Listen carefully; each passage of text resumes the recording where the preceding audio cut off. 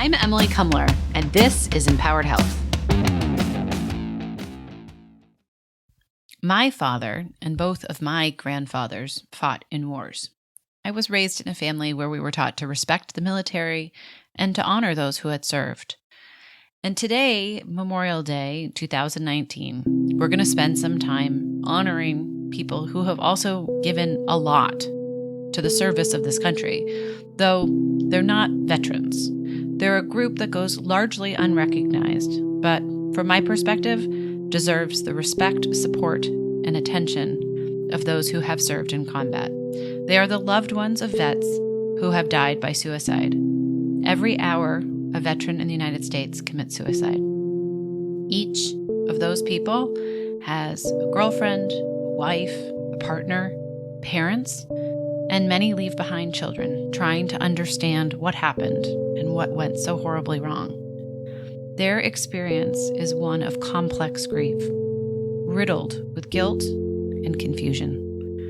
Yet as a country, we are neglectful in honoring them, and we as a country hardly spend any time at all thinking about the consequences of our overseas actions on the families back at home.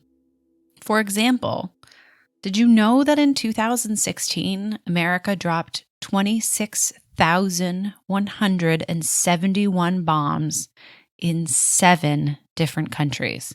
7 countries. Did you even know we were at war in 7 countries? Well, that affects a lot of people. And unfortunately, under President Trump, the civilian casualties overseas have also skyrocketed.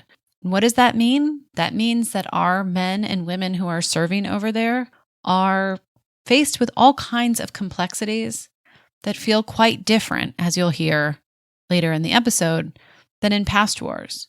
We've also learned in researching this episode that the battlefield is quite different. Whereas in the past, there used to be safe spaces where doctors, accountants, the administrative teams, the suppliers would be kept off of the front lines. That's no longer true.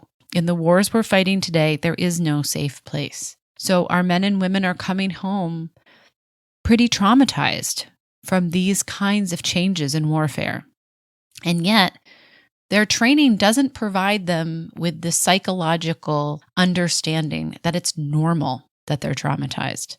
That actually it would be more abnormal if they faced that kind of situation and weren't traumatized. And what we're going to talk about today is both the trauma that is experienced and how one organization in Boston is trying to help those vets, as well as their significant others, who are often faced with traumatic situations here at home, trying to save their loved ones and break the stigma that goes along with this kind of trauma.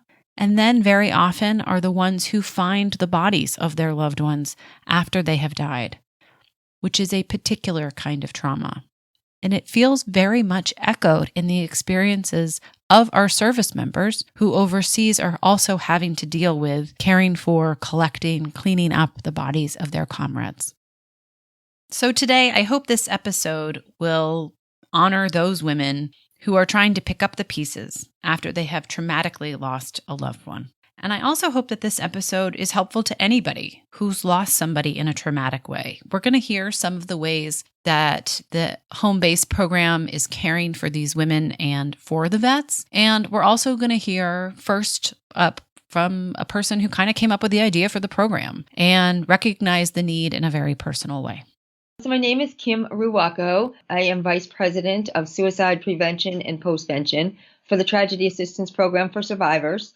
I'm a clinical social worker, and also I am the surviving spouse of Major John RUACCO, who died by suicide in 2005. And my understanding is that John had been home for a few months. Yes. And so can you talk a little bit about what that was like for him to return for those 3 months, and then sort of how this has led you on this path? You know, my husband had about 6 months in Iraq. He was a attack helicopter pilot for the Marine Corps. He flew 75 combat missions in Iraq and came back from there in November of 2004. You know, he had been in the Marine Corps for almost 15 years, had 3 tours that, some of them included combat and others did not.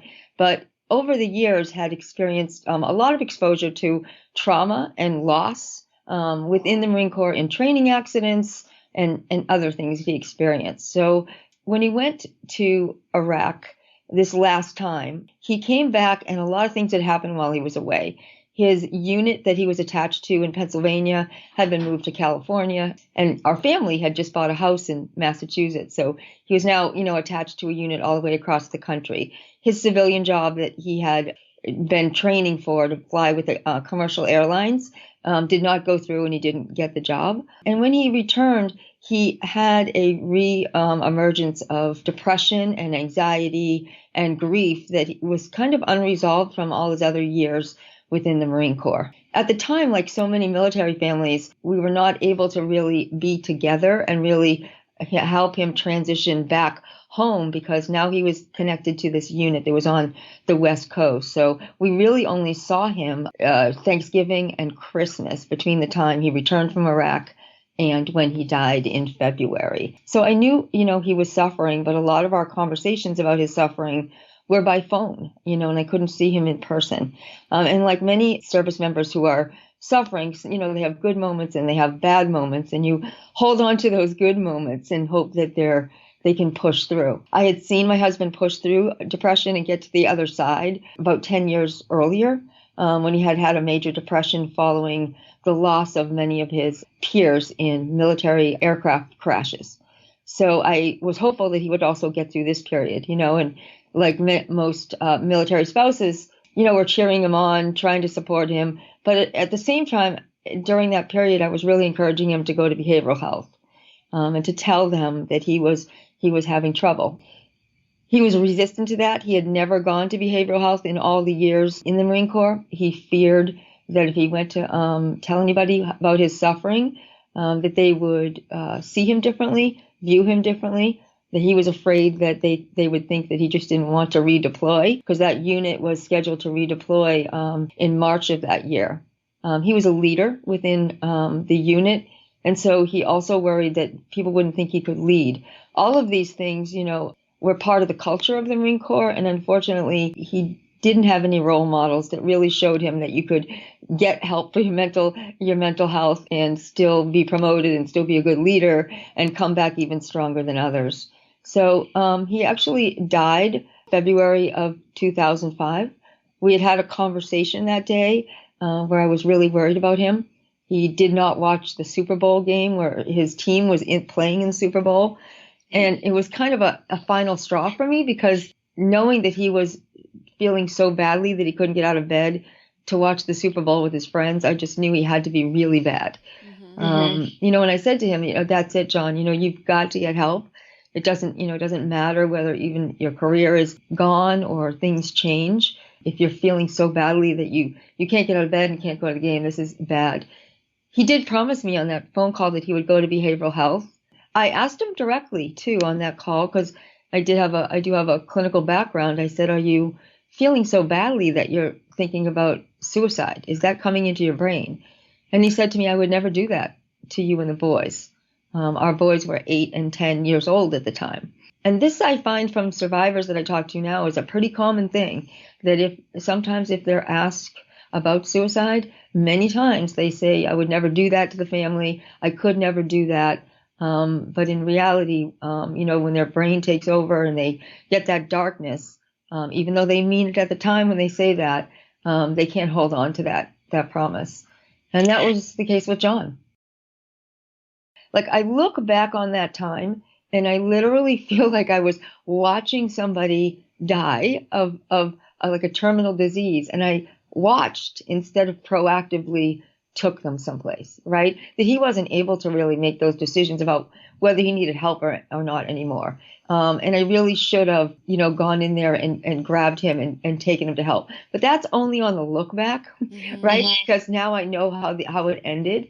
So what I tell spouses now and other people is when you first start having signs that people are struggling, you can get help really easily then without it impacting your career or the way people look at you. I mean, there's easy counseling for grief, for communication, for marriage that will not impact your career, won't go in your record, that can help you resolve things really early on.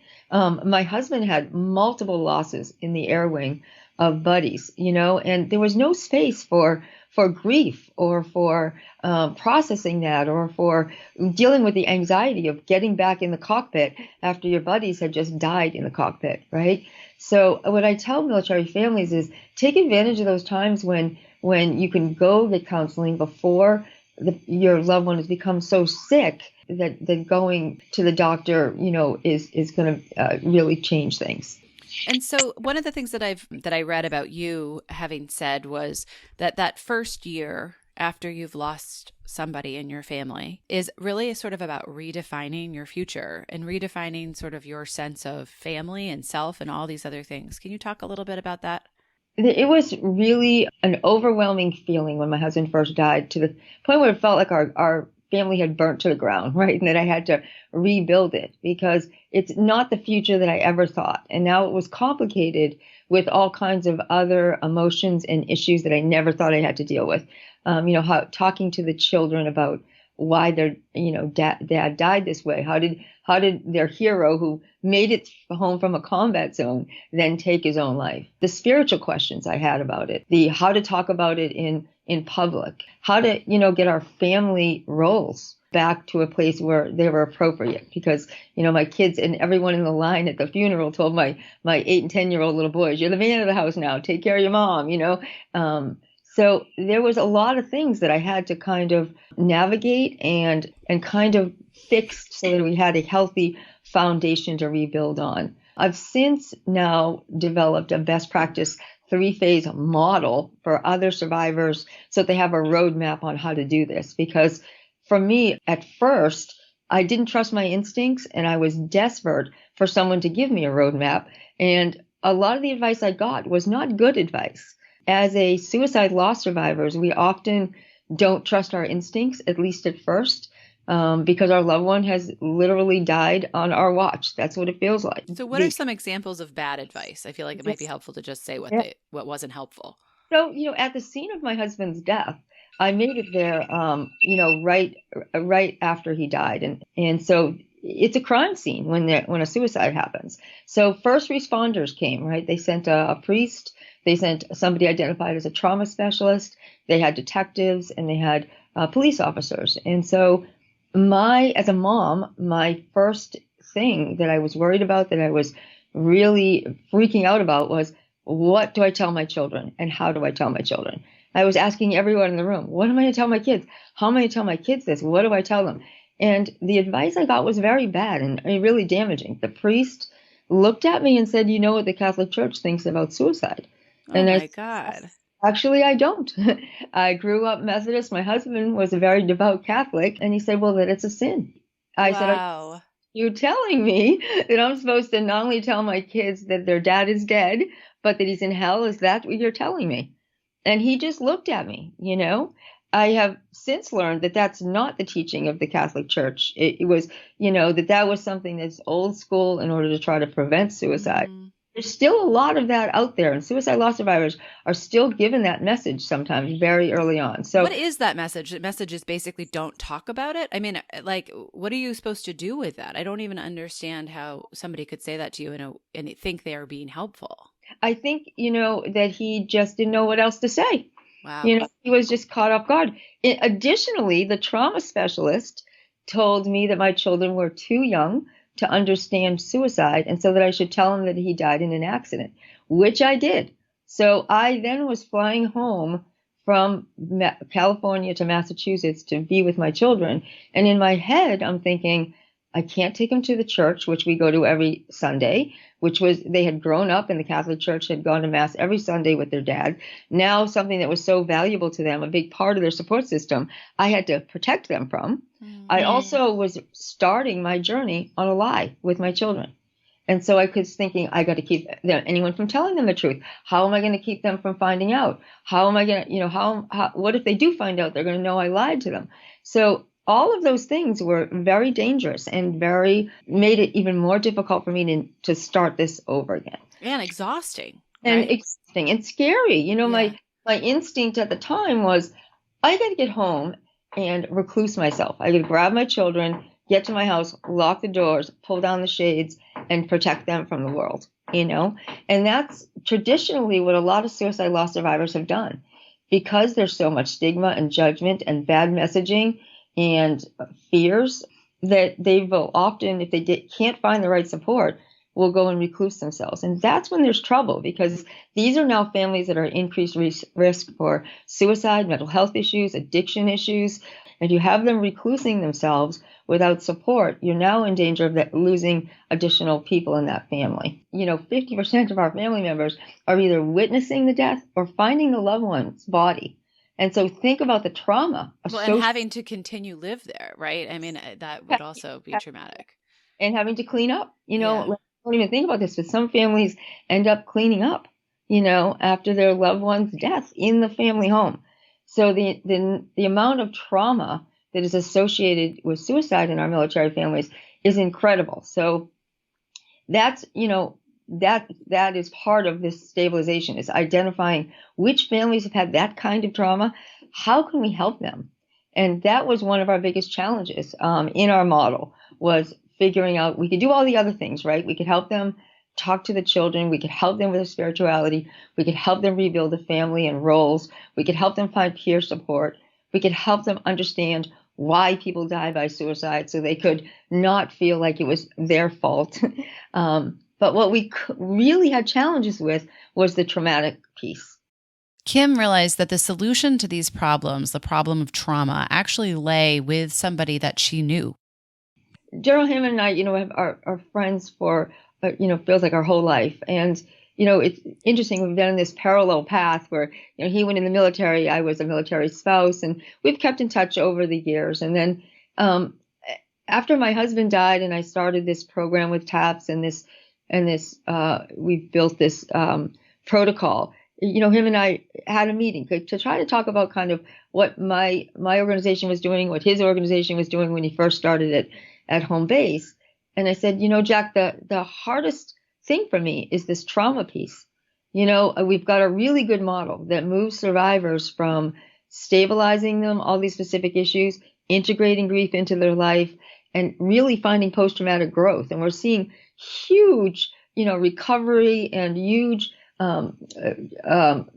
support for families who are moving through our model, with the exception of those who have the trauma.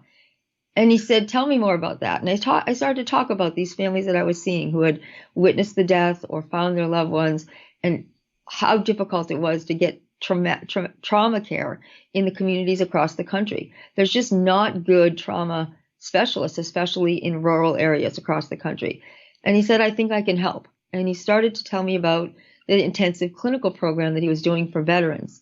And he asked me, do you think that would help with these spouses? And I said, absolutely. So, he immediately thought about what they were doing for veterans, and we started talking about how that might transfer to family members. I mean, it feels like almost a perfect parallel, right? I mean, these are both sort of like extreme PTSD situations. Yes.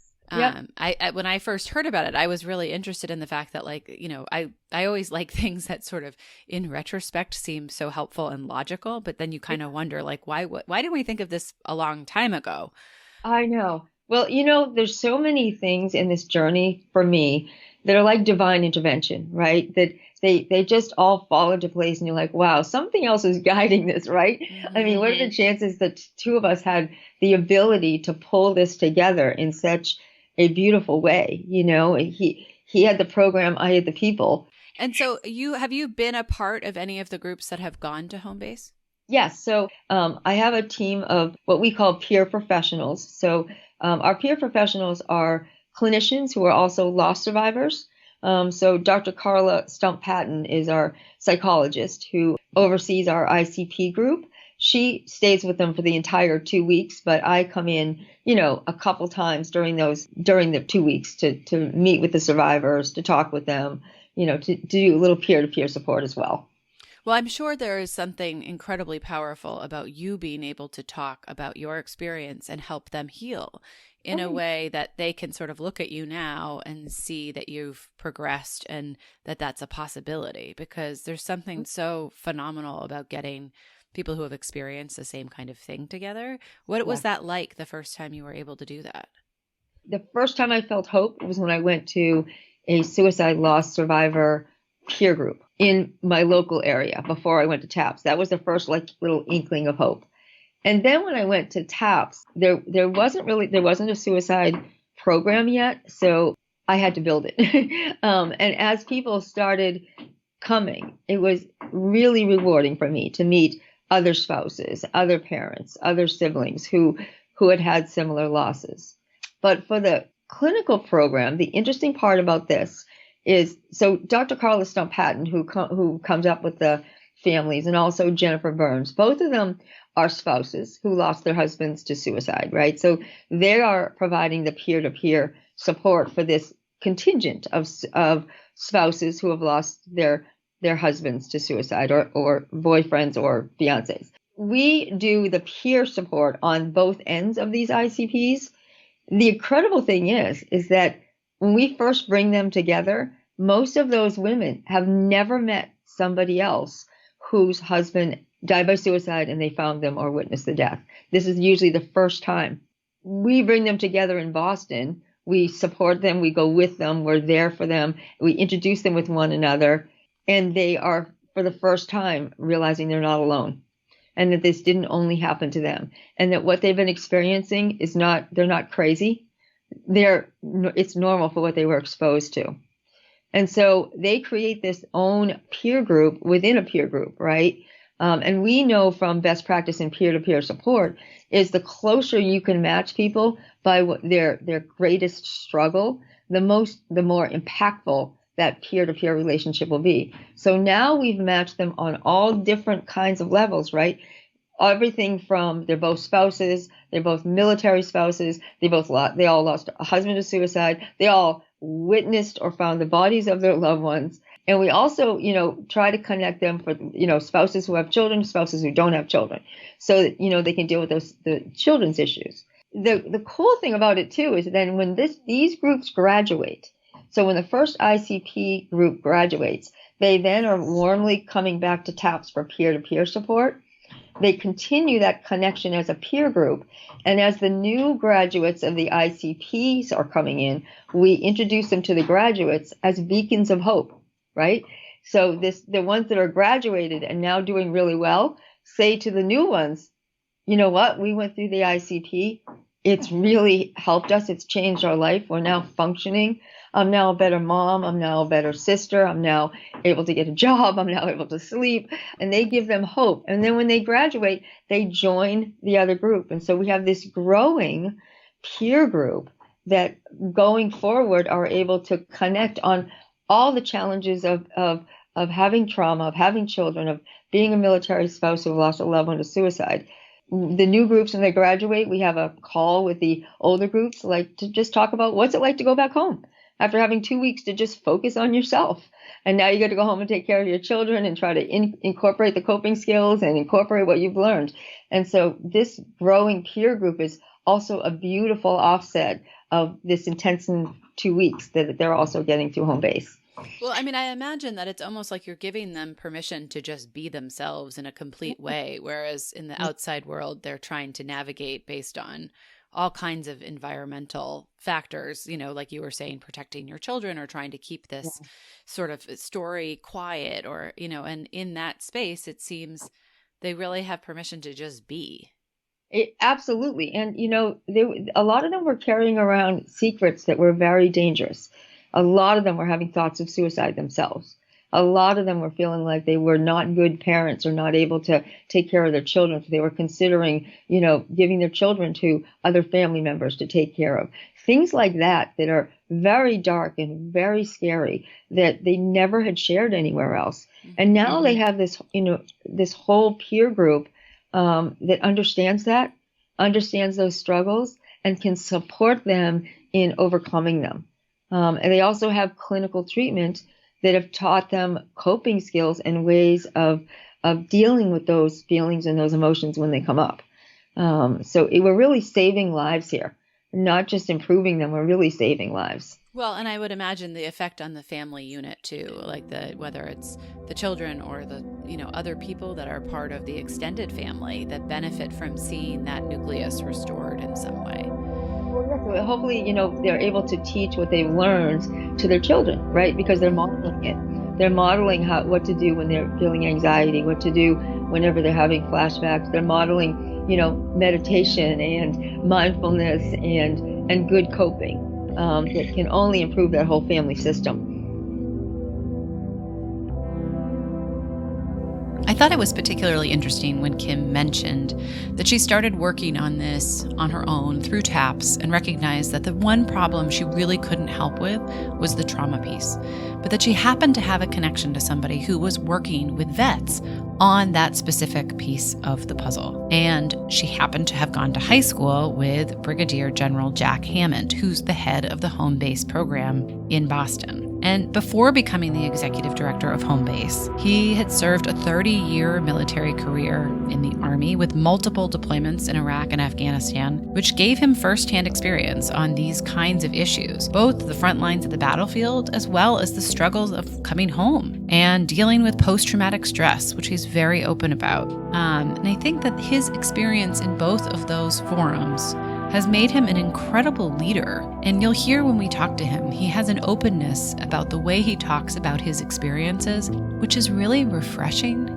to me. So I can imagine how it felt or how it feels when he's working with these groups of vets who come through Home Base. And it's no wonder that this program has had so much success. And it also seems to make such logical sense that Kim mentioned to him that she was working with all these wives and girlfriends, significant others, who really needed the same kind of therapy that the vets were getting at Home Base, but that there was no program in the country that was properly treating them. So he's going to tell us a little bit about why his new mission might be his most important one yet. With 18 or 19 veterans killing themselves in VA parking lots in the last year, that's a vote of no confidence. Right. And so Home Base was really developed to help fill a gap. Folks that wouldn't go to the VA, folks that couldn't go to the VA because of discharge status. The VA is working on that now to accept those men and women. We're realizing that many of the bad conduct discharges some of these post 9/11 veterans were getting were based on mental health injuries they sustained during their first tour, second tour, maybe third tour. And then suddenly they had an alcohol problem that made them a misconduct problem, and they got a bad conduct discharge. So it feels so incredibly unfair, doesn't it? It does, but I've got to tell you, if you think of the circumstances, you can see how it happens. So having been on both sides of the equation, I get it. So if you're a young 26-year-old captain in the Army and you're responsible for the lives of 200 people and you're getting ready to ship out to Iraq or Afghanistan and you've got a sergeant that's shown up drunk. No, can't have it. Your choices are take action against him, take him with you, or have him sign paperwork and he gets basically a general discharge. And from the soldier's perspective, they're so sick of it, they just say, so I sign this paper and I'm out. Yeah, sure, great. And they don't think of the long-term consequences. The captain is worried about the other 199 soldiers. It's not that he doesn't care about that one guy. Yeah. It's just he doesn't have time because he's getting ready to go to combat. No, and I think obviously that's the right decision to make. I just think more in the aftermath of it all, right? Like then what? Then where do they go? So since then, it's come to light that there are a lot of these going on because the units were going to war for a year, coming home for a year, going back. And when you come home for that year, you spend 2 months kind of unwinding, another couple months resetting, and then all of a sudden you get into the train-up cycle for the next deployment, so you stay alive for the next deployment. Well, and there were also a lot of people who came home, thought they were done, right? And then were called up sort of unexpectedly. Stop loss, you name it. Right. Or they went into the reserves and then got pulled back up. Does that still happen at that? I mean, that was a big story. It's not as common because we don't have so many people deployed. And so as you can imagine, when we had 150,000 in Iraq, we had another 50,000 in Afghanistan. That's 200,000 people a year that are deployed. Yeah. And so there's somebody who just came home, somebody who's there, and somebody who's getting ready to go. And as you're hitting that cycle, the Marine Corps is a relatively small organization. I think there's, in the combined active and reserve Marines, I think there's about 300,000. The Army carries the lion's share of it because between the Army Guard, and the Army Reserve, there's 1.1 million. We're the largest land-based force in the world. And you're an Army man. I'm an Army guy. And the Marines are great. It's just they are a smaller force. The Army was doing 12 to 15 month deployments. The Marines were doing 7 to 8 month deployments. The Air Force was doing 4 to 6 month deployments. And the Navy really wasn't there because these were two landlocked countries. Yeah. By 2008-9, you started seeing more Navy guys fill non-critical Army positions or big base positions because we just ran out of people. And all these men and women, if you go back and look, had 5, 6 deployments, special operations folks, 15. Yeah, So that's why we saw a spike, and we're still seeing this spike in suicides with active duty members. So last year, the suicide rate for actively serving members in the conventional forces was up 20% over the year before. And in the special operations community, it was up 300%. Just think of that. Think of any other job you have, because it's a job. Yeah. Where you had a 300% increase in suicides in your company. Right. It's staggering. What do you make of that? 15 deployments. So there is this sort of, I don't know if it's a fallacy or exactly what to call it, but it seems like a misnomer or a confusion about PTSD. And I think there is the criticism is sort of like, well, people are more sensitive today, right? Or there's like more of this, like, why are we seeing more of this? Is it something about the actual warfare in the Middle East? Is it about the instability of coming and going so much, not knowing where you're going to be in a 6-month period? Yeah. Or is it about our culture having changed in some way? And I feel like I would love for you to just sort of address that head on. Sure. I see it. I hear it. So when I first got here, I would talk to a lot of older guys and veterans. I just met with a guy about an hour ago, World War II veteran, Marine Corps. And he went through Bougainville, Iwo Jima. He fought in all those battles. He's 94. He's doing okay, but he's carried around PTSD for the last 70 years. Most of those guys that went through those horrific battles didn't know what it was because they didn't talk about it. And it really wasn't diagnosed as an injury until the mid-'80s. So there was because it was just sort of like, those are your war wounds, suck it up. Suck it up. And frankly, any talk of that would be talk of almost cowardice,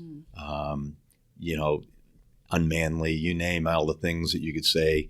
But I guarantee you, when I talk to the old World War II guys, they'll say, what's the deal with all these young kids and all this PTSD?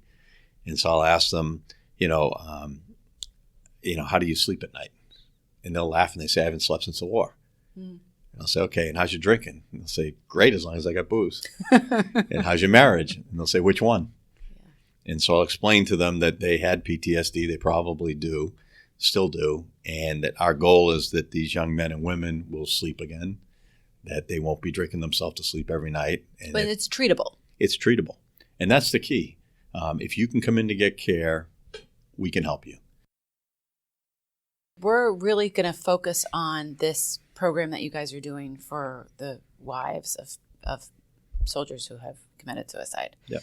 And that program came about, it sounds like, from a conversation with you and Kim. Yeah, exactly. Can you tell me a little bit about that conversation and how you sort of made this all happen? Sure. So Kim and I went to high school together. Okay. And she reached out and was explaining her concern. She works for an organization called TAPS, Tragedy Assistance Program for Survivor. They've been around since the 90s. They take care of all military families that have lost somebody, whether it's to training or war. So they're a good partner for a lot of reasons. Sometimes the Gold Star designation can make things a little unclear. And just to give you an example, if a service member is killed in action, they're a Gold Star member.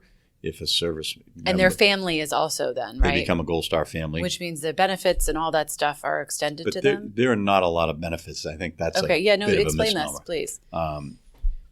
But if somebody dies in just a vehicle accident in Iraq, their family is a Gold Star family. If it happens 3 days after they come home and they're at Fort Hood, they're not.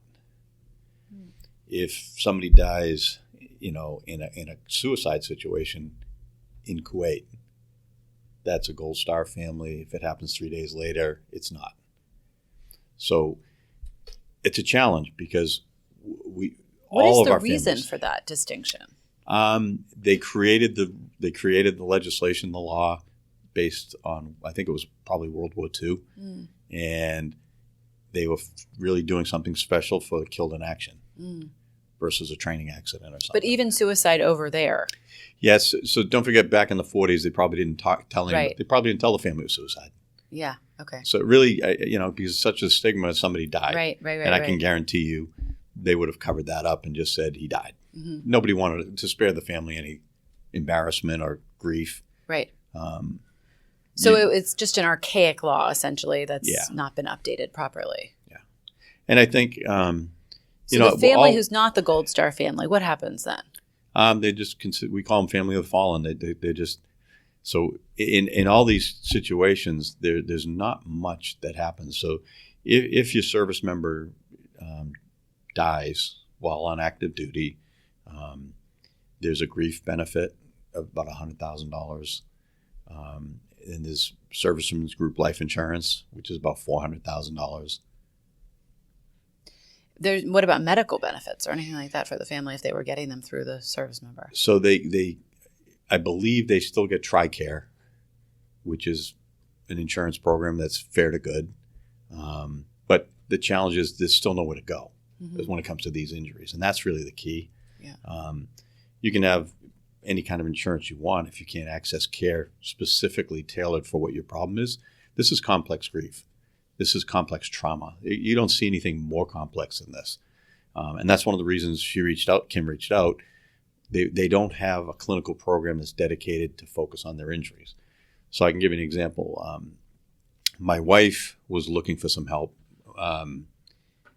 during my first set of deployments because we shipped out for 6 months. It got extended to a year. Then it got extended to 18 months. And a lot went on. And she needed some help.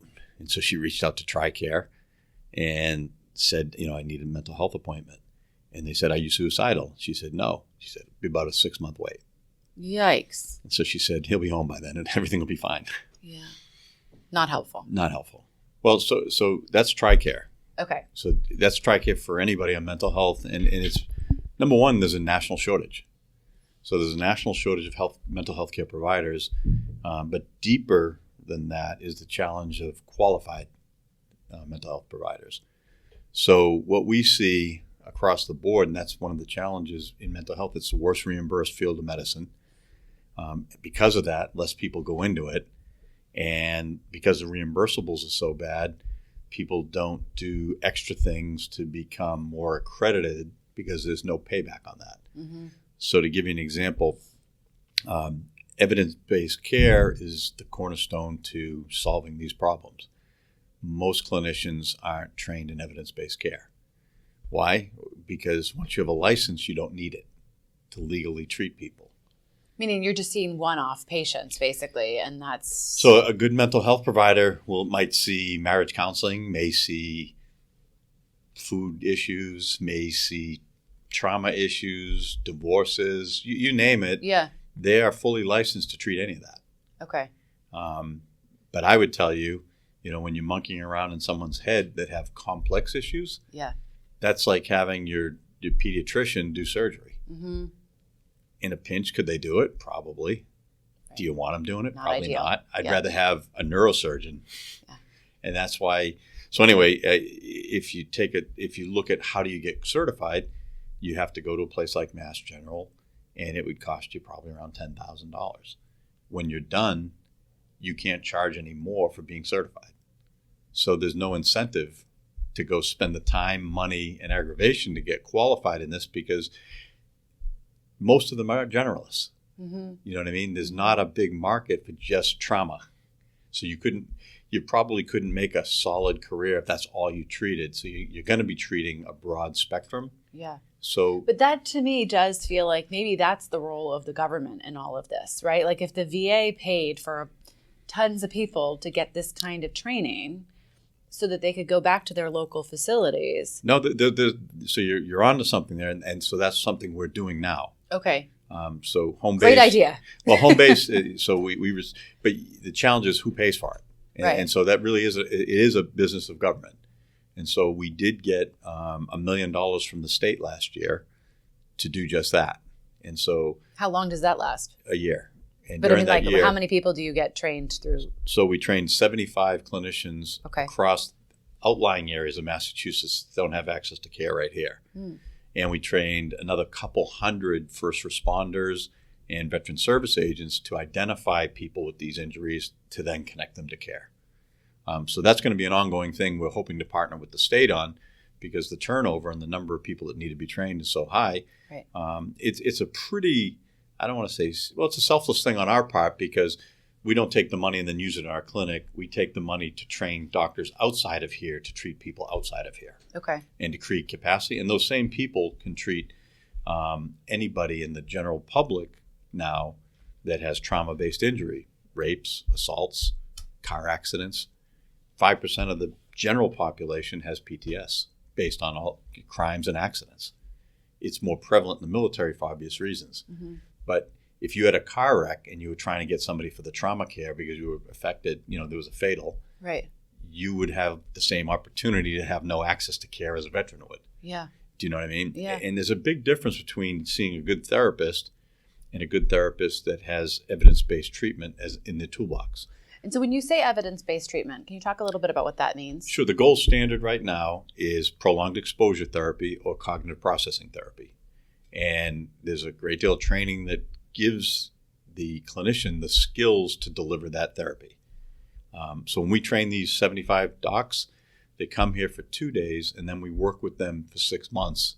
And they send recordings of their sessions, then they get feedback, and then they send more recordings. So it's a very labor-intensive process, because they want to make sure that they've mastered the techniques and they can give them feedback. So you didn't really address that right on this one. Here's a better way to approach it than you did, so that they can deliver it effectively. And they're learning. I mean, that's an incredible training program, right? It's an incredible training opportunity. And Mass General is a teaching hospital, so it's right within our wheelhouse. And as you probably know, all of our clinical team have appointments at both MGH and Harvard. So this is what they do in general. And so it's just an extension of the Mass General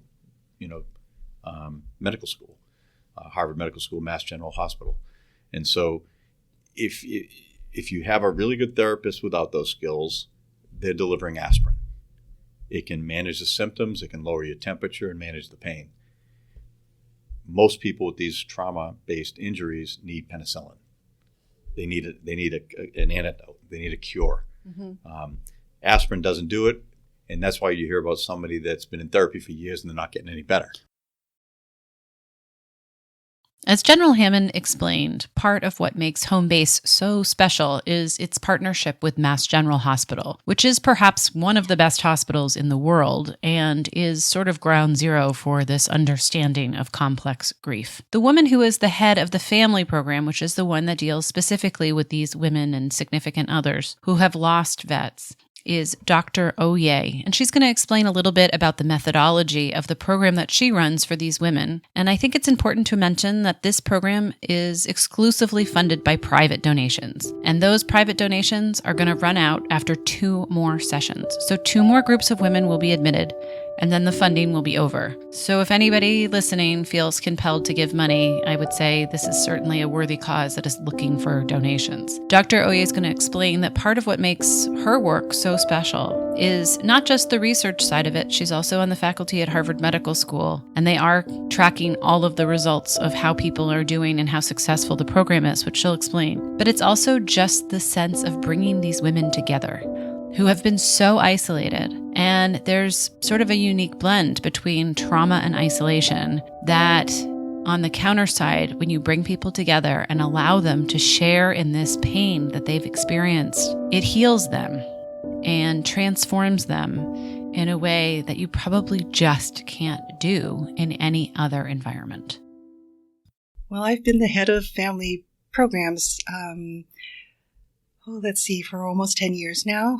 And since the mission around family care has been such a central part of home base, when it became obvious that there was this very hidden group of family members that were really suffering and struggling post their loss, it became a really natural invitation for me to pull together the resources that allowed this program to take shape. So I know you guys refer to the process as a complex grief. Mm-hmm. Can you explain a little bit about what that is? Sure. So the concept of complicated grief is a relatively new concept and has been formalized within the Diagnostic and Statistical Manual in Psychiatry. It's characterized by prolonged, persistent memories, longing, grief for the deceased in such a way that it impedes an ability to re-engage with life, develop future goals, accomplish things that were going on at the time of the death that the survivor has abandoned in an effort to try and reestablish equilibrium in her life. So it's a process of trying to get the person unstuck from their position of being profoundly absorbed in the longing and mourning process. And you do that through sort of storytelling, it sounds like. Well, there's an central part of the process that involves that. There's also an effort to make a safe environment so that the survivors can both feel understood about their loss, but also encouraged very gently to look into the future in a way that reflects the goals and the values that they want to live their lives by. So it's not merely telling a story, but it's sort of allowing them to reawaken parts of themselves that had been overcome by the loss and their grief. And that must be partly just giving them permission as a group of people who have experienced a similar thing. Absolutely. Absolutely. Can you talk a little bit about how you're measuring success of this program? I know it's still very new, but... Mm-hmm. So, as a program within an academic medical center, we have been very conscientious about making sure that we evaluate the symptom picture of each of the patients before they arrive. It's part of the process that allows us to know what they are struggling with in a way that will support matching our treatment program to what they most need. We evaluate their symptom picture, their level of functioning, symptoms of depression, anxiety, PTSD, their general sense of enthusiasm for life, whether they're sleeping well or not, and evaluate those very same things at the end of the program, as well as in 3 months and 12 months after they've been discharged from the program. And how is all that going? It's going very well, very well. The outcomes are very stable, both at the end of the treatment as well as a year later. Recovery is sustained over that period of time, which is pretty remarkable for a clinical intervention. We also have reports directly with the survivors that have been through our treatment program who share with us their sense that the program really allowed them to reclaim themselves and to fashion a life and a set of new goals and aspirations that pull them forward rather than the experience of having been really mired in their loss. I mean, from a sort of empathetic perspective, mm-hmm. It's so hard to imagine. I mean, when I first heard about, what you all were working on here, mm-hmm. I was really struck by this idea that like you fall in love with somebody, you have this idea of what your life is going to be like. They leave for a period of time and they come back, and sometimes they're quite different than the person that you remembered. Right. And then you realize that they're sad and sick and you can't help them. Right. And that sort of sense of wanting to fix things mm-hmm. becomes unresolved forever mm-hmm. when they're gone. Mm-hmm. And so, just if there's anybody who's listening or who has experienced something like this, are there any points that you make with these groups of women that you feel like would be important for us to communicate in a sort of more broadcasting way about ways to think about this in a slightly different way or to change that perspective? Mm-hmm. Well, we try very hard to communicate to all of the program participants that we appreciate how much shame, guilt, anger, remorse, sense of rejection, and lack of resolution they are living with day to day, sometimes minute to minute, and that they don't have to live with that if they seek out treatment. And it's a 2-week, women come for 2 weeks mm-hmm. and everything is paid for while they're here. Mm-hmm. And in that 2-week period of time, you're really having a profound impact. Mm-hmm. I mean, that sounds like such a short period of time, but it's an intensive program. It's very intensive. We provide 61 hours of clinical treatment in either individual modalities or group modalities in those 2 weeks. And that doesn't count the weekend. Yeah. So it's very intensive, both from the perspective of the clinicians that deliver the care, but more striking, it's very intensive for the participants as well. They really work hard and they're really engaged, and their commitment to their own health is really what allows them to be as successful as they are in the treatment program. And then when they go home, do you set them up with follow-up care from there? Mm-hmm. Yeah. Often we begin that process before they arrive, because we know that having a strong therapeutic support network when they go back home is essential to maintaining their progress and furthering their recovery.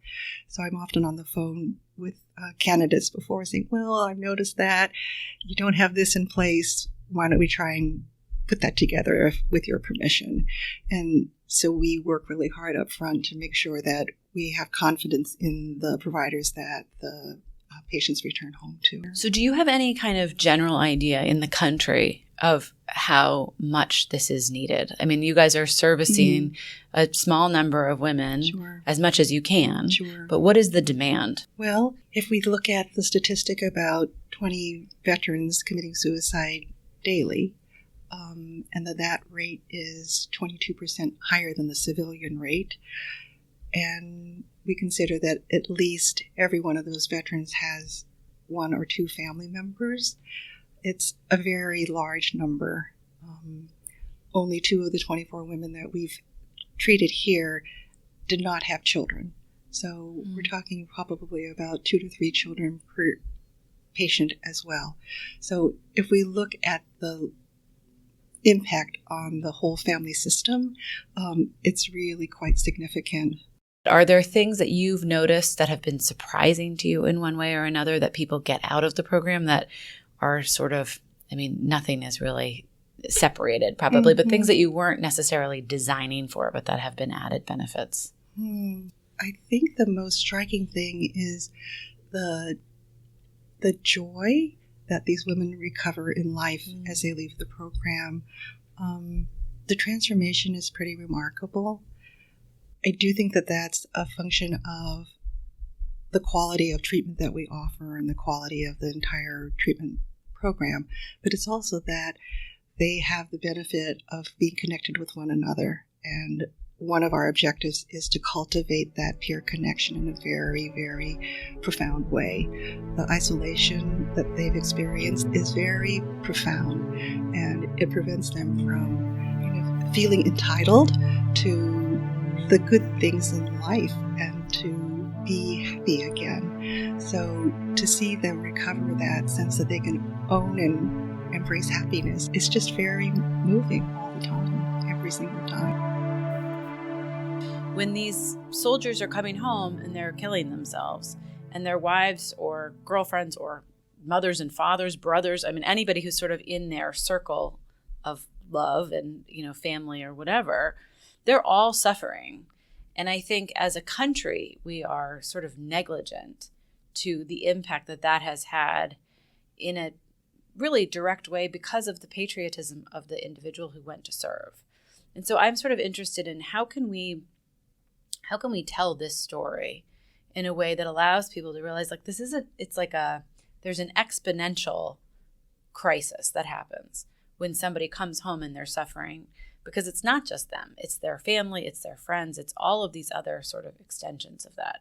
And so in terms of the program that you guys are running here for the widows, you're offering similar kinds of behavioral sort of like cognitive therapy, all of this stuff for them that allows them to then heal and go back to their families and communities and sort of not start over again. I don't like that expression at all, but heal in a way while they're here.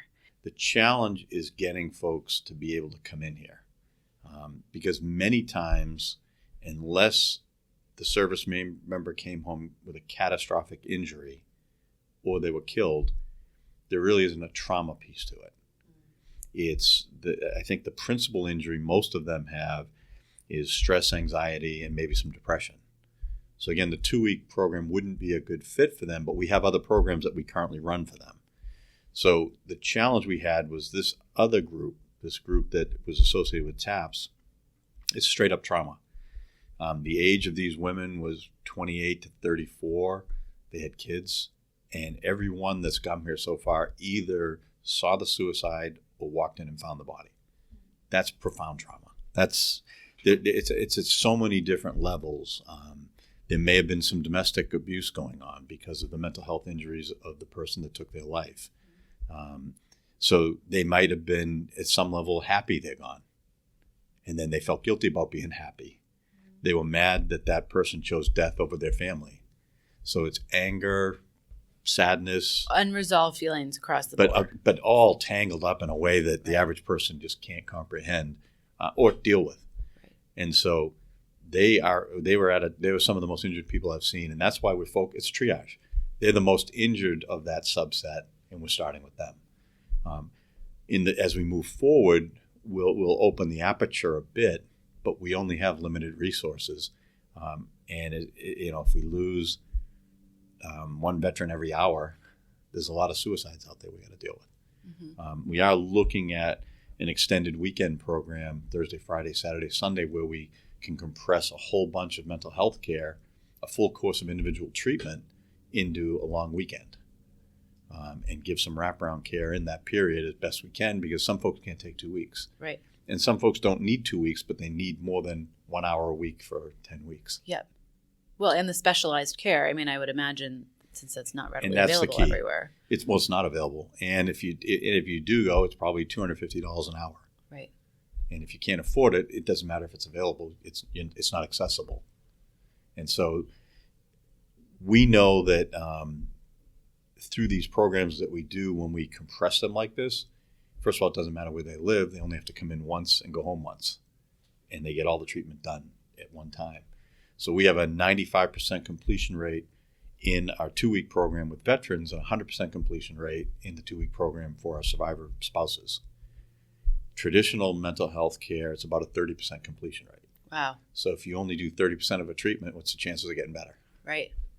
I also think that there's something so profound about the idea of bringing them together and having that shared experience that they then leave being friends, and it's a support group and all of that, I would imagine. No, so when we designed it, there were 2 options, because we have 3 other partners now who've replicated this, and at one site they have a rolling admission, and we considered that because we thought we might be able to really see more people. It'd be a little easier to manage, but we decided to go with the cohort model where they all start and finish together, 12 people. I am so happy that we chose that, because I see the bonds that develop amongst these groups. We build a team, and this team is forever intertwined. They create a closed Facebook page just for those 10 people, 12 people. And when they're having a bad day, they can message the other folks, let them know about it, and they have the ability to respond back without having to tell the whole story. Mm-hmm. They already know why you're having a bad day. They know it's June 5th. Your alive day is June 5th. You're dealing with a lot of unresolved, you got some guilt, you're feeling bad because you lost some friends that day. So you don't have to tell your story to them. You say, hey, I'm having a bad day, it's my anniversary. Right. They can speak in shorthand, and then they can get 9 people who are their friends really jumping in and helping them a bit. This episode served as a reminder to me of the deep human spirit that lives within all of us, that wants to connect and feel like they're part of something, and really wants permission to feel both sadness and happiness. And it also is a big reminder that we are fighting wars, and that when you go to the supermarket or you're enjoying a baseball game, it's really important to sort of think about those who are sacrificing so much in the name of this country.